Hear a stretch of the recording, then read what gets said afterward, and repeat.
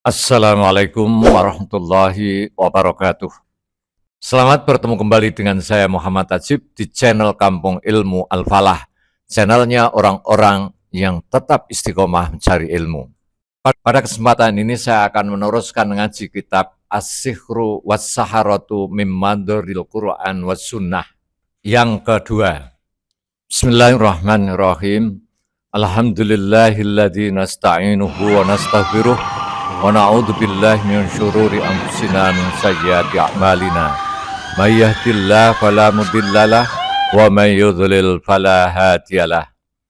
Wa nasyhadu an la ilaha illallah la syarikalah wa nasyhadu anna Muhammadan abduhu wa rasuluh arsalahu bil huda dinil haqq liyudhhirahu 'ala ad-dini kullih wa kafa billahi syahida. Arsalahu baina yaday sa'ah basyiran wa nadhira wa da'iyan ilallahi biiznihi wa sirajan munira. Muqaddimah. Segala puji bagi Allah yang padanya kita mohon pertolongan dan ampunan. Kita berlindung kepadanya dari kejahatan diri-diri kita dan dari keburukan amal perbuatan kita. Barang siapa yang diberi petunjuk oleh Allah, maka tidak ada yang dapat menyesatkannya. Dan barang siapa disesatkannya, maka tidak ada yang mampu memberikan hidayah kepadanya. Kita bersaksi bahwa tidak ada Tuhan selain Allah yang Maha Esa. Tiada sekutu baginya. Dan kita bersaksi bahwa Muhammad adalah hamba dan utusannya. Allah mengutusnya dengan petunjuk dan agama yang benar agar memenangkannya atas seluruh agama. Cukuplah Allah sebagai saksi. Baginda Muhammad SAW diutus menjelang hari kiamat sebagai pembawa kabar gembira dan pemberi peringatan, penyuruh kepada Allah dengan izinnya, dan lentera yang menerangi. Melalui beliau, Allah membimbing manusia dari kesesatan, membuka mata mereka dari kebutaan, mengarahkan mereka dari jalan yang menyimpang, dan membukakan mata-mata yang sebelumnya buta, yang sebelumnya tertutup, telinga-telinga yang tuli, serta hati-hati yang terkunci. Dengan perantaraan risalahnya pula, Allah membedakan antara yang benar dan yang batil, antara petunjuk dan kesesatan, antara kebenaran dan kebingungan, antara orang yang beriman dan kafir, antara penghuni surga yang bahagia dan penghuni neraka yang celaka, serta antara Auliyaur Rahman, wali-wali Allah yang Maha Rahman, dan para musuh-musuhnya. Maka siapa yang disaksikan oleh Nabi Muhammad SAW sebagai orang soleh, ia termasuk wali-wali Ar-Rahman, wali-wali Allah yang Maha Kasih Sayang. Dan siapa yang disaksikan beliau sebagai kafir atau fasik, maka ia termasuk golongan wali-wali setan dan para pembantunya. Pengalamanku dalam bidang ini, maksudnya kajian ilmu sihir, bukanlah lahir dari praktek sihir. Na'udzubillah min dzalik.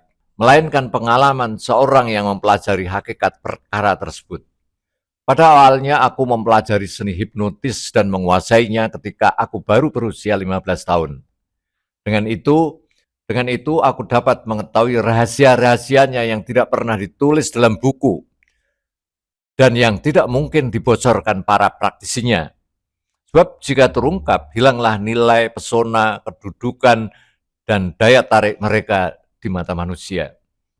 Aku juga mendatangi para penyihir dan dukun satu persatu untuk menyimpulkan sebanyak mungkin rahasia-rahasia dan sisi-sisi tersembunyi dari dunia mereka. Selain itu, aku membaca banyak kitab sihir yang beredar di tangan masyarakat, menelitinya, menganalisisnya sebisaku, serta mencoba menjelaskan hakikat yang terkandung di dalamnya. Aku pun mengalami berbagai perdebatan dan diskusi dengan banyak orang-orang yang mengaku sebagai dukun, sebagai ahli sihir.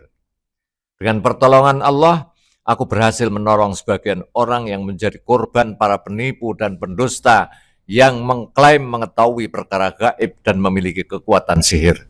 Di antara alasan lain yang mendorongku memilih tema ini adalah bahwa pembahasan sihir merupakan topik yang tetap diselimuti kabut misteri. Banyak sisi dan hakikatnya belum sepenuhnya terungkap.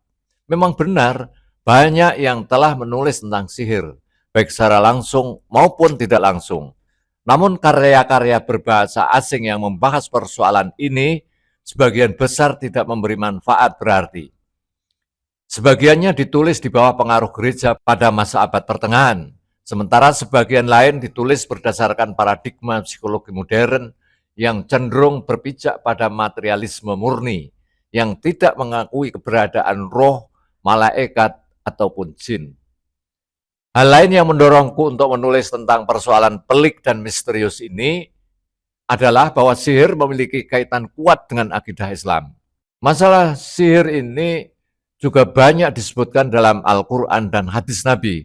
Namun banyak orang, termasuk sebagian kalangan terpelajar, menganggapnya sebagai sekedar dongengan dan khayalan. Maka aku bertekad menjelaskan persoalan ini dengan bahasa yang ringkas dan mudah, agar manusia memahami hakikatnya dan tidak terpedaya oleh pendapat sebagian orang yang jahil atau minim pengalaman dalam bidang sensitif ini. Bidang ini berkaitan dengan akidah, dan apapun yang berkaitan dengan akidah adalah kewajiban bagi siapa saja yang mengetahuinya, baik ulama maupun orang biasa, orang awam, untuk menjelaskannya, agar umat memahami agama mereka, bebas dari keraguan dan jauh dari kesamaran. Dalam persoalan sihir ini bercampur baur unsur yang benar dan yang batil. Siapa yang menolak sihir secara total adalah bersalah, sebagaimana orang yang menerimanya tanpa batas. Karena itu aku terdorong untuk menjelaskan mana yang benar dan mana yang keliru dalam masalah ini. Dan ini adalah merupakan sebagai salah satu bentuk jihad ilmiah yang sederhana. Selain itu, perlu ditegaskan bahwa keyakinan terhadap sihir dapat melahirkan perilaku manusia tertentu, baik secara individu maupun sosial. Bila arah perkembangannya dipahami, masyarakat dapat terhindar dari berbagai kesulitan dan hambatan sosial yang kerap menghalangi kemajuan dan peradaban.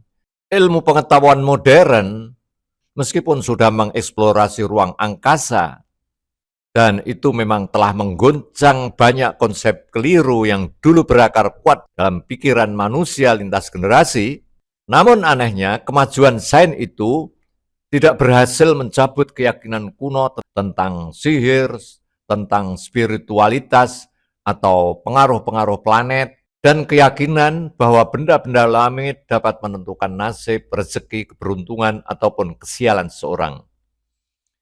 Padahal keyakinan semacam ini adalah bagian dari kepercayaan batil yang dapat menyeret pelakunya kepada syirik. Maka aku memandang bahwa aku sebagai seorang Muslim berkewajiban untuk menjelaskan hal ini, terutama karena kepercayaan pada ramalan bintang, perhitungan zodiak, dan keyakinan akan pengaruhnya terhadap kehidupan manusia telah menyebar luas pada zaman kita ini. Bahkan sebagian media yang mengaku berpijak pada nilai-nilai agama pun terjatuh dalam praktek tersebut, padahal di dalamnya terkandung salah satu cabang dari kekufuran. Yang semakin memperkuat keinginanku menulis tema ini adalah kenyataan bahwa banyak orang, terutama mereka yang setengah berpendidikan, menolak keberadaan jin. Adapun kalangan awam memegang gambaran yang keliru dan menakutkan tentang dunia jin. Gambaran keliru semacam ini tentu menebarkan rasa ngeri, mengusik ketentraman tidur, dan menjerumuskan sebagian orang yang lemah jiwa kepada dukun dan tukang sihir. Bahkan sebagian lainnya terjatuh ke dalam gangguan kejiwaan yang berat atau bahkan kegilaan.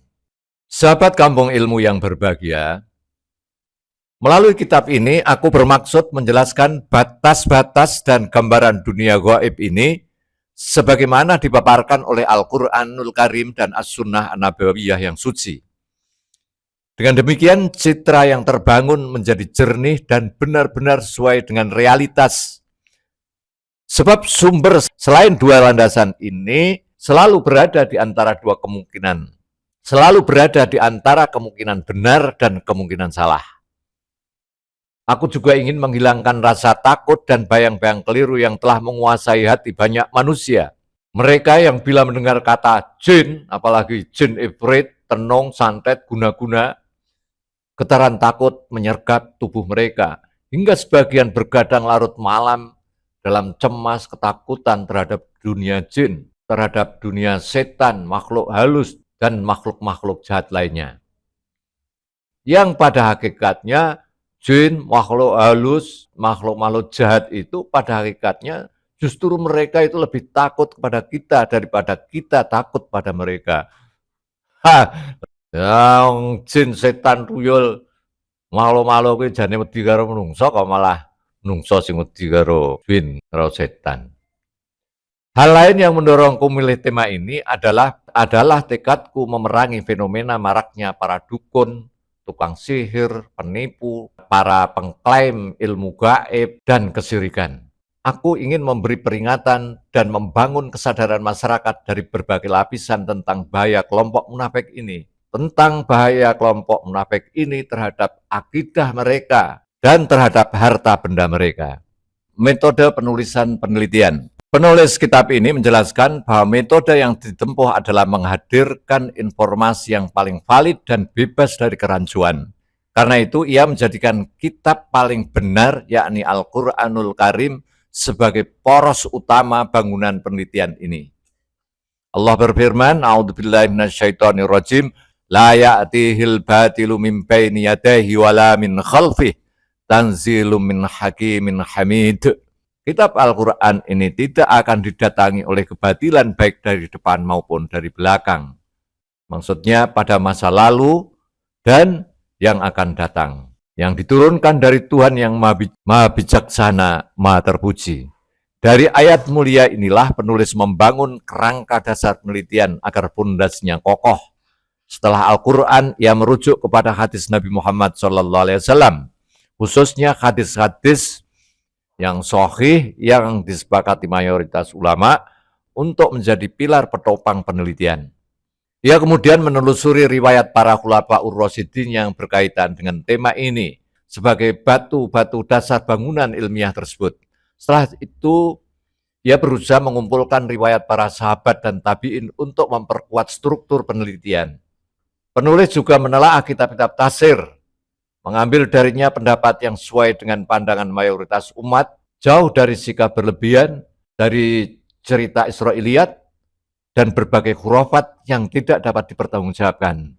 Sumber-sumber utama tafsir dan literatur. Di antara kitab-kitab tafsir yang menjadi rujukan utama dalam penelitian ini adalah kitab Tafsir Ibnu Katsir, kitab Tafsir Fakhrur Razi, Tafsir Al-Khazin, dan Tafsir Sayyid Qutb fi Tilalil Quran. Penulis kemudian menelusuri kitab-kitab paling otoritatif yang membahas sihir dan jin, hingga menemukan karya Badruddin As-Sibli yang berjudul Ahkamul Jan, sebuah kitab yang memberikan manfaat besar, terutama pada pembahasan yang berkaitan dengan dunia jin. Penulis menyadari bahwa kitab inilah yang kemudian menjadi sumber utama bagi banyak karya setelahnya, seperti Liqtul Marjan fi Ahkamil Jan, karya Jalaluddin Asyuti, Alamul Jan Wasyayatin, karya Umar Sulaiman Asyaqar, dan lain sebagainya. Rasionalitas dalam memahami dunia sihir.